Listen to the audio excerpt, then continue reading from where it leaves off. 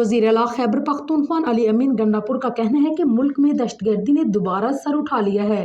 यह दहशतगर्दी सिर्फ केपी तक महदूद नहीं, पूरे मुल्क में फैलेगी। मीडिया से गुफ्तगू करते हुए अली अमीन गंडापुर का कहना था कि कुरम में जिन लोगों ने हमला किया उनको नहीं छोड़ा जाएगा। कुरम में अमन व अमान कायम रखने के लिए काम कर रहे हैं। वज़ीर आला का कहना था कि अफगानिस्तान के साथ मुज़ाकरात के लिए TORs बनाए हैं। अफगानिस्तान से बगैर बातचीत के ये मसाइल हल नहीं होंगे। दहशतगर्दी सिर्फ केपी तक महदूद नहीं रहेगी, ये पूरे मुल्क में फैलेगी। अली अमीन गंडापुर का कहना था कि हमारे सूबे के पैसे नहीं दिए जा रहे।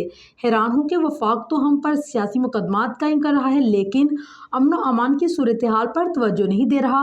PTM पर मुकदमात वफाक ने बनाए, हम उनके हक में नहीं। वफाकी हुकूमत को तनकीद का निशाना बनाते हुए अली अमीन गंडापुर का कहना था कि ये दहशतगर्दी रुकने के लिए पॉलिसी नहीं बना रहे, उनको कोई परवाह ही नहीं। कर्जों पर कर्जे लिए जा रहे हैं, उनकी क्या कारकर्दगी है। हुकूमत ने सारी तवज्जो PTI पर दी, दहशतगर्दी ने दोबारा सर उठा लिया। मजीद कहा कि पंजाब हुकूमत इश्तहारात दे रही है, कारकर्दगी कुछ नहीं। मैं भी वीडियोस बनाना शुरू कर दूं तो इससे क्या कारकर्दगी ज़ाहिर होगी।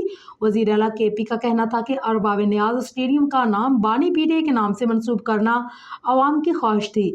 बानी PTI को स्टेडियम से मुतल्लिक गलत रिपोर्ट पेश की गई। स्टेडियम में पख्तूनख्वा का अपना सुपर लीग भी शुरू कर रही हैं।